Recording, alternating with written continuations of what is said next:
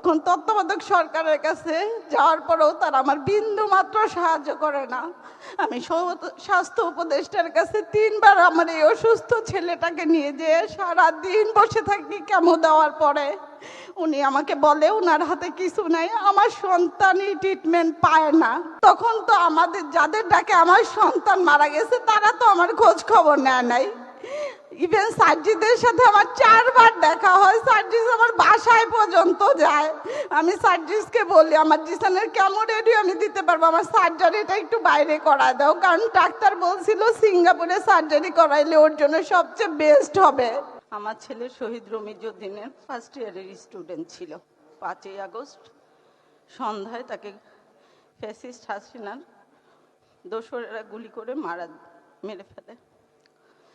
আমি এখানে একটু বলতে চাই, 5ই আগস্ট আমার বড় সন্তান আমার মারা যায়। একটা মার জন্য এই শোকটা যে কতটুকু কঠিন সেটা শুধু একটা মাই বোঝে। আমার বড় ছেলে মারা যাওয়ার 14 দিনের মাথায় আমার ছোট ছেলের ক্যান্সার ধরা পড়ে 3rd স্টেজে। আমার বড় ছেলে 5ই আগস্ট মারা যায়। 10 তারিখ আগস্টের আমি পিজি হসপিটালে ভর্তি হই। 19 তারিখে আমার ছোট ছেলের ক্লোন ক্যান্সার ধরা পড়ে। একটা 13 বছরের বাচ্চার 3rd স্টেজের ক্যান্সার, তার লাইফে আর কি চাওয়া পাওয়া থাকতে পারে? তার বড় ভাইয়ের মৃত্যু 14 দিন আগে।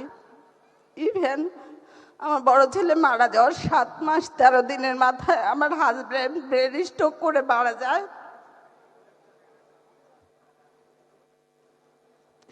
2025-এর মার্চের 18 তারিখ 17 রোজায় লাইফের এই পর্যায়ে আমি আমার ছোট ছেলের হারানোর আর কি আছে?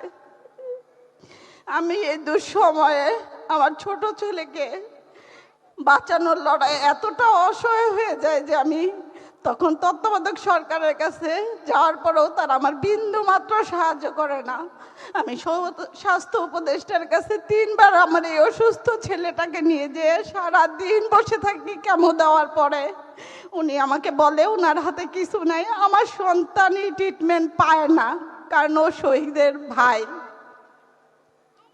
এই খবর কোনোভাবে আমরা বিএনপির পরিবার কাছে পৌঁছায়। আমি শুধু আমার ছেলের 3টা কেমো খুব কষ্ট করে প্রোভাইড করি। 4 নাম্বার কেমো থেকে আল্লাহর রহমতে জনাব তারেক রহমানের পরিবার, আমরা বিএনপির পরিবার আমার পাশে পাই।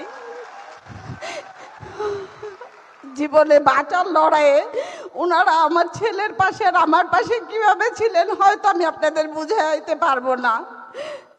তখন তো আমাদের যাদের ডাকে আমার সন্তান মারা গেছে তারা তো আমার খোঁজ খবর নেয় নাই। ইভেন সার্জিদের সাথে আমার 4 বার দেখা হয়, সার্জিস আমার বাসায় পর্যন্ত যায়।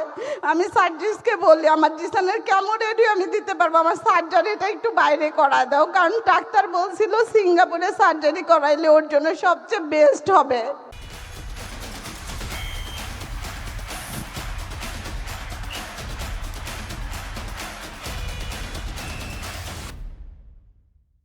কারণ এত ছোট বাচ্চা 3rd স্টেজের কেমো তো আমি এমন কোনো দরজায় নাই যে নক করি নাই। কিন্তু আমি বিএমপি যে আমার পাশে পাবো আমার কখনো ওনাদের খুঁজতে হয় না, ওনারা নিজেরা আমার উইলিংলি আমার পাশে ছিলেন। জনাব তারেক রহমান বর্তমানে প্রধানমন্ত্রী, উনি লন্ডন থাকা অবস্থায় আমার জিসানের খোঁজ খবর নেন, ওর জন্য গিফট পাঠান এবং উনি শুধু আমাকে বলেন জিসানকে বলবেন শক্ত থাকে, জিসানের জন্য যা করা লাগে আমি আমার সামর্থ্য অনুযায়ী করব। উনি শুধু মুখে কথাটা বলেন নাই, উনি প্রমাণ করে দেখাইছেন। আমার ছেলে 2টা সার্জারি হয়েছে, গত বছর 8 তারিখ ওর 2nd সার্জারি হয়েছে। রোমান ভাই নিজে হসপিটালে যায় আমার জিসানকে দেখে আসছে। আমরা বিএনপির পরিবারের প্রত্যেকটা সদস্য আমার আর জিসানের পাশে ছিল। আমি ওনাদের কৃতজ্ঞতা বলে শেষ করতে পারবো না। আমার বিশ্বাস আমরা যে শহীদ পরিবার আছি ইনশাল্লাহ শুধু সময়ের ব্যাপার, ওনারা আমাদের পাশে থাকবেন, আমাদের জন্য ওনারা করবেন। কারণ উনিও তো ভুক্তভোগী, আমরা হয়তো হারাইছি, আমরা বলতে পারছি, উনি বলতে পারে নাই। আমরা যেভাবে ওনাদের পাশে ছিলাম ওনারাও আমাদের জন্য করবেন। ওনাদের কাছে আমাদের শুধু একটাই চাওয়া, আমাদের সন্তানের বিচারটা যেন উনি করে, এতটুকু ওনার কাছে আমি হাত জোড় করে রিকোয়েস্ট করতেছি। ইভেন আমরা যারা শহীদ পরিবার, শহীদ যোদ্ধা আছি, তাদের পাশে, তাদের চলাফেরার জন্য, তারা যেন, আমরা যে সন্তান হারাইছি কোনো কিছুর বিনিময়ে হয়তো আমাদের সন্তানকে আমরা পাবো না, কিন্তু আমরা একটু সুন্দরভাবে যেন জীবনযাপন করতে পারি, সেই ব্যবস্থাটা করলে আর বিচার করলে আমাদের আর কোনো চাওয়া পাওয়ার নাই। আমি আবারও বলতে চাই, তারেক রহমান আমার পাশে যেভাবে ছিল, রোমান ভাই, মিথুন ভাই, ইভেন আমরা বিএনপির পরিবারের প্রত্যেকটা সদস্য, আজ পর্যন্ত আমি সেকেন্ড অপারেশন করাইছি, প্রায় 1 বছর হয়ে গেছে। আমি হয়তো ফোন দিয়ে বলি ভাইয়া জিসানের এইটা লাগবে, আমার বলতে দেরি, আমার একদিন সময় লাগে ওইটা আমার কাছে পৌঁছায় যাইতে। ইভেন আমি একজন ক্যান্সার রোগীর মা হিসেবে, একজন শহীদের মা হিসেবে আমার হয়তো চিন্তাও করতে হয় না যে কালকে আমার ছেলের কেমো, পরশু রেডিও, আমি কি করব, কারণ আমি একটা সিঙ্গেল মা হিসেবে আমি কিছু করি না। আমার হাজবেন্ডও মারা গেছে, প্রায় 1.5 বছর হয়ে গেছে। ক্যান্সারের মতো একটা কি লেভেলের ট্রিটমেন্টে টাকা লাগে সেটা শুধু সেই পরিবারেই জানে। আমার দিন শেষ অন্তত জিসানের ট্রিটমেন্টের জন্য আমার টেনশন করতে হয় না। ইভেন আপনাদেরকে এখনো আমি বলতে চাই, বলাটা উচিত না, মাত্র রোমান ভাই আমাকে জিসানের কথা জিজ্ঞেস করে বলতেছে ওর এই অবস্থা কেন, ওকে এত খারাপ দেখাচ্ছে কেন। আমি বলছি ভাইয়া ক্যান্সারটা আগের চেয়ে একটু বেড়ে গেছে। ভাইয়া বলছে আপনি টেনশন করবেন না, আমরা তো আছি, শুধু ওর পাশে আপনি থাকেন। লাস্টে একটা কথা বলতে চাই, দিন শেষে প্রতিদিন সকাল হয় রাত হয় আমার জিসান শুধু বলে আম্মু ভাইয়া তো আমাদের রেখে চলে গেছে, কিন্তু আমি তোমাকে কার কাছে রেখে যাব, তুমি তো সম্পূর্ণ একা। আমি ওকে বলতে পারি না যে বাবা ইনশাল্লাহ তুমি সুস্থ হয়ে যাবা, বলি আম্মু ইনশাল্লাহ আম্মা আল্লাহ তোমাকে সুস্থ করে আমার কাছে নিয়ে যাবে।